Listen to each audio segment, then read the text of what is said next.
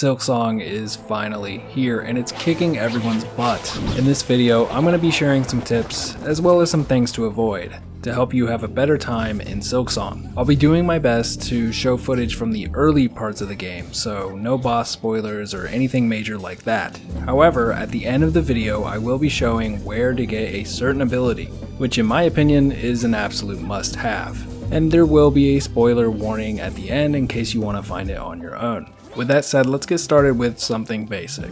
The first tip I want everyone to know about is healing. With healing, you recover 3 points of health, and it could be some time before you get to heal again. So try to use all 3 points of the recovery each time you heal.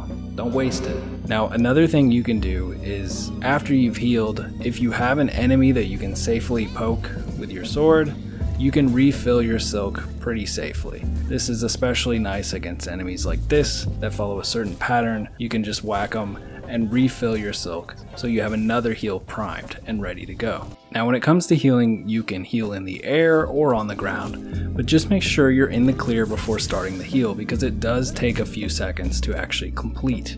Now if you should die, you'll need to recover your loot by hitting your cocooned body. But you should know this, when you hit your cocoon to recover your goods, you also refill your silk. So when you find yourself retrying that certain boss fight over and over again, hold off on hitting the cocoon until you actually need it. So for example, you could use all of your strong silk attacks at the start of a fight and then instantly refresh your silk meter by hitting the cocoon. Now that we know how to die a little better, let's try to fight back a bit. To survive in Silksong, you'll want to be aware of your ranges and the different angles of your attacks. You can attack left, right, up, even in the air. And actually, while you're in the air, if you hit down plus attack, you'll have a diving attack. While running, you get a unique dash attack. And you can even attack through the floor.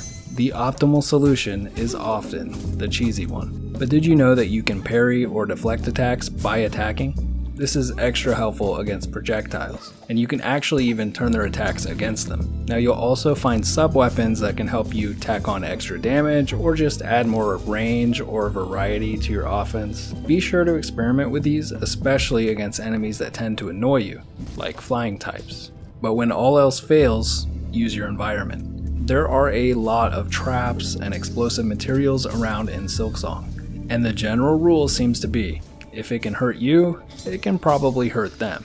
So be sure to get creative when you're in a pinch. Next, let's talk about what items you need to be focused on, especially early on. First and foremost are maps. Say it with me, maps. It's always going to be maps, guys. Maps are your best friend, and you'll know when you can get one because you'll hear your map friend singing that happy map song. To get these maps and all of the extras that our map friend has to offer with the maps, you'll need rosary beads. These beads let you do pretty much everything in Silksong, from purchasing items and maps to opening fast travel locations. You're going to need a lot of these beads. Luckily, you can find these all over the place, often behind some destructible part of the level, so keep your eyes peeled. You can also farm them by finding some bead carrying enemies, ideally located near a bench. That's because the bench not only heals you, but it refreshes the enemies as well. It's also the place you need to visit when you're ready to customize your loadout. During your Silksong adventure, you will find Crests and Tools.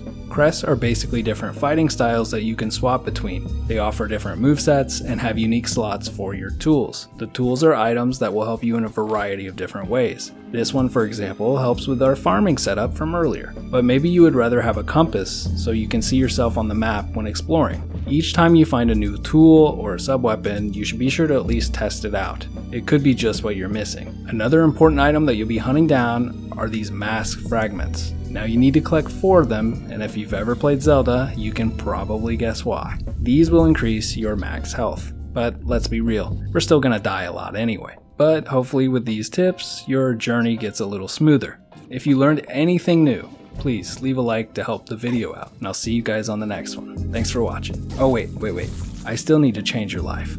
Spoiler warning, so in Silksong, you'll be finding different abilities, right?